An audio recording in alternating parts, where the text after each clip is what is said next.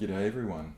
As part of your first assignment, you ought to put together a prototype for an app that teaches other graphic design students about some interface design fundamentals. It's a little app that people can use as a resource and get some information about their practice. That app requires that you put together, stitch together a series of screens with content and link them together with some kind of interface. So I thought that I'd run you through putting together something like that, a starting point, a bit of a framework or a skeleton for you guys to build upon. So this is our first assignment. It's Task 1, Interface Design, Part 1, Interface Design Fundamentals app. You've got to do some research into some of those fundamentals, and you've got to compile that together into an 8-page application prototype. So these are our sections here: UI design, elements, standards, etc., etc. So let me show you how I would put something like that together, and I'm going to flick over to Figma. So you'll have your own account, and in your account make a new design file.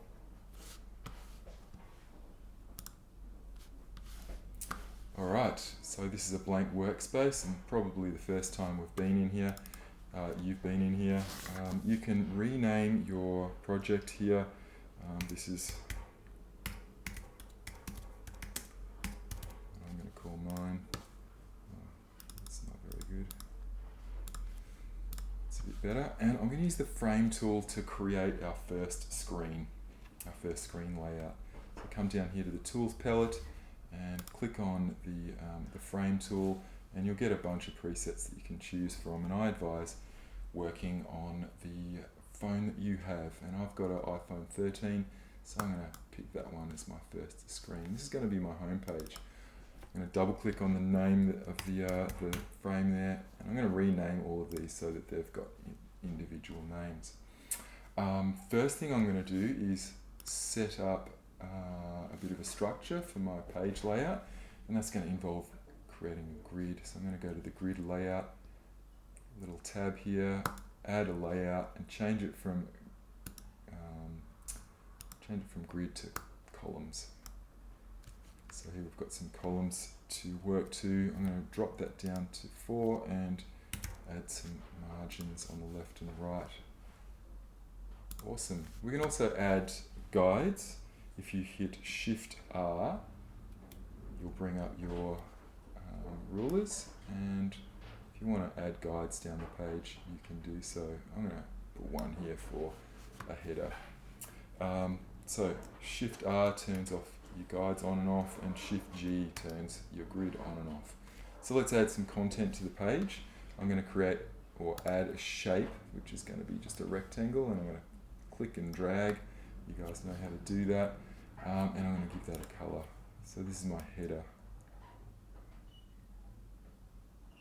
It's going to be like this intense green. Alright, now, so we've made a screen and got some structure. Let's see how we preview that and see what it looks like on a phone. We can do that by coming up here to either our present and our preview options, and I'm going to hit preview. That's going to bring up a phone simulator and show us what that design looks like in situ. It's taking a little bit of time.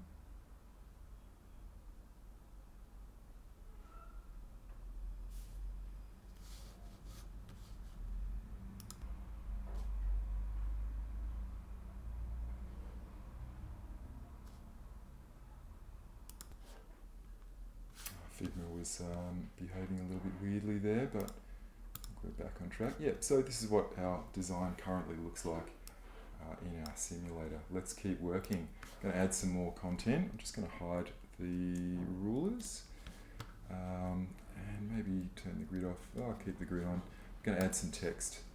So firstly, we're going to want a heading for each of our pages, and this is going to be we'll start with our home page. Going to change the typography here. I'm going to use Open Sans, and my headings are going to be bold.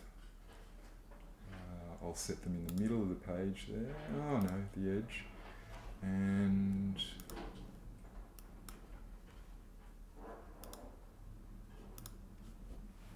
something like that. I'm going to make use the rectangle tool to add a kind of a placeholder for an image. And then I'm going to go and grab some text, just some dummy text to add with the text box to kind of finish out this very simple layout. So you notice that when I pasted that text, I just selected all of that text, it's pasted it in the style that I previously set. So I'm going to just adjust that. Okay, so that's looking good. That's most of our page layout. I am going to put one more bit of text up the top in the header here for a button, and this is going to be our menu button, and maybe make that 20 and extra bold, and under here we've got some further text options, and I'm going to set it in all caps to give it a little bit of contrast. Alright, so that's our first page, and as we'll remember, we do actually have to have 8 sections, well, including the home page. So we're going to build out, use that as a template and build out 7 more pages that are for the most part fairly similar. When you build yours, you might add a little bit of variation and some, to create interest for your audience. So I'm going to select that frame and I'm going to duplicate it. I can hit Command D on the keyboard, and that's just going to make another copy. I'm going to make 8 copies of that. Alright, so there's our 8 separate pages. Let's change them up a little bit, and I'm going to go back and grab some headings. So we've got design principles. It's going to be this page. And I might change the name of the frame as well, so they've got individual names. Interface elements.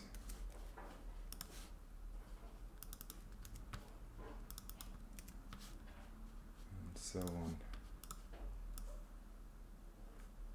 Call this one design tools.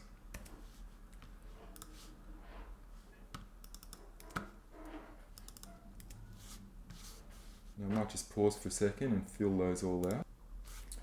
Okay, so I've created all of our pages now. They're all slightly different with different headings, and each of the frames is named differently. I've kind of changed the colours of each of the picture placeholders just to make things look a little bit different. Now let's preview that. Go to the preview and you can see how it's going to look. It looks nice and kind of tidy. If I use the arrow, left and right arrow keys on my keyboard, I should be able to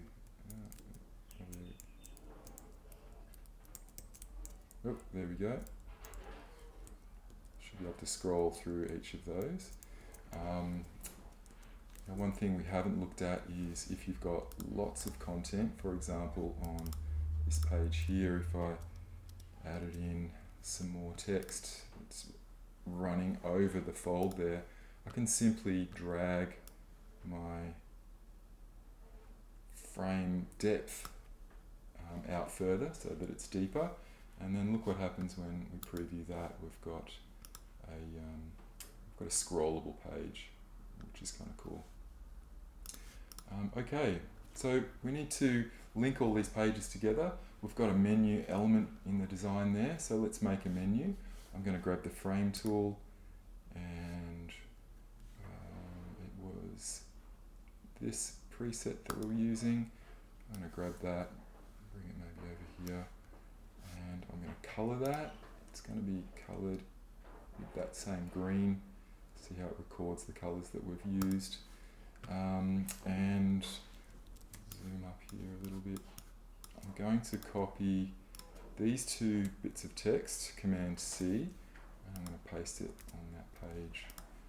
So this is now going to become a close button, and and this is going to become our links to all of our separate pages. So we've got one, I'm holding Shift Option, and I'm going to, and that allows me to, Shift Option and drag allows me to duplicate in line, and if I hit Command D, I'm going to make 8 variations there. So let me just copy over these headings. Shouldn't take too long for our menu. Oops. If I do things like that, it's going to take ages.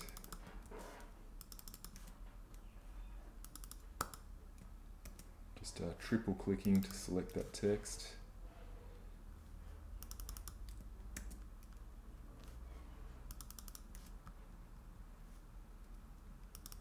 Final couple.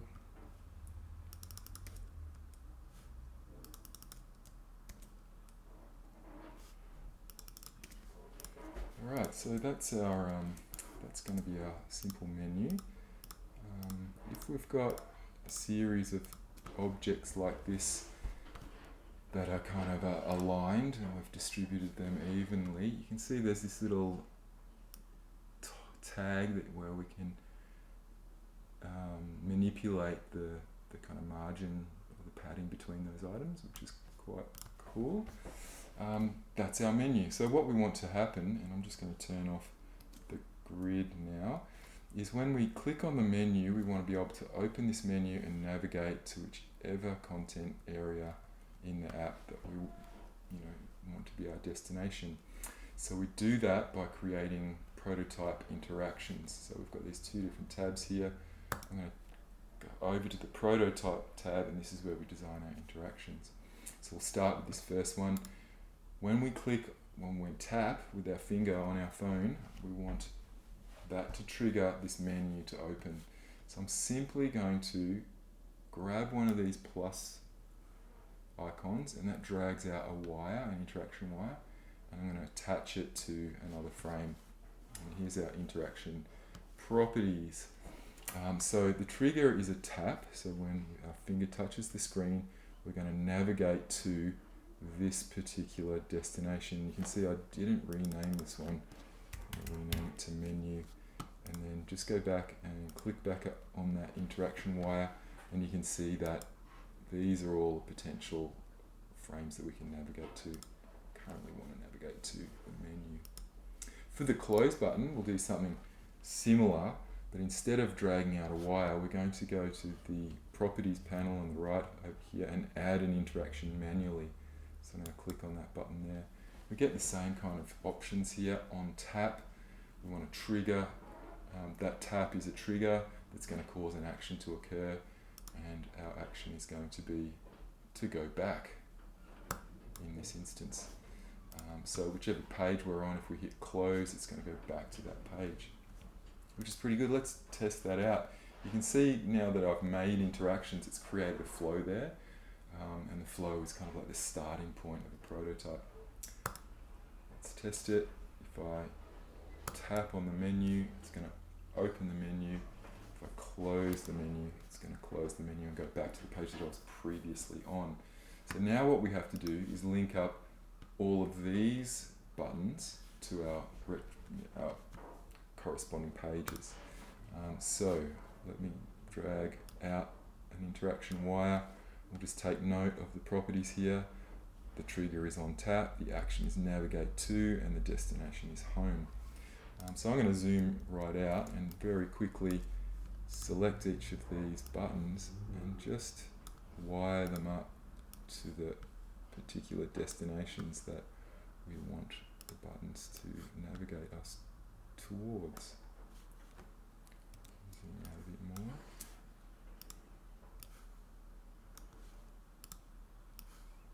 So this is a pretty quick process.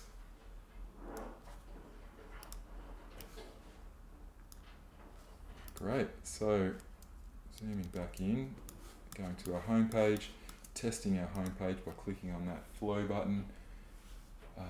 We can open up a menu and we can navigate to any one of these parts of our prototype now. For example, user-centered design.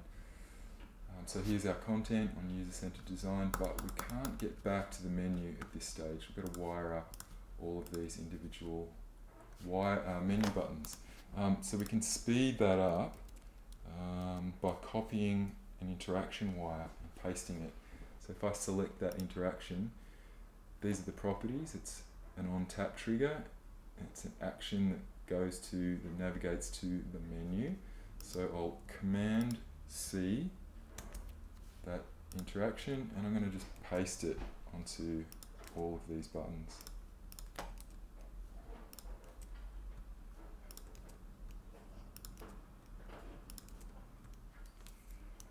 Alright, so we have pretty much a little app prototype built now. It's got a menu where we can navigate to all of these different options. For example, we'll go to the accessibility page, but we can now go back to the menu and find our way to the home page, or indeed any other content area within this app. So it's not a linear kind of navigation. We can go from every page to any other page, like so. Alright, so hopefully that's given you a bit of a framework to start building your app. Your app doesn't have to be too sophisticated. It's more a framing of research, this project. But I'm sure you want to make yours look good and individual, and something that is, a reflection of your personal practice. Looking forward to seeing what you come up with. Let me know how you go.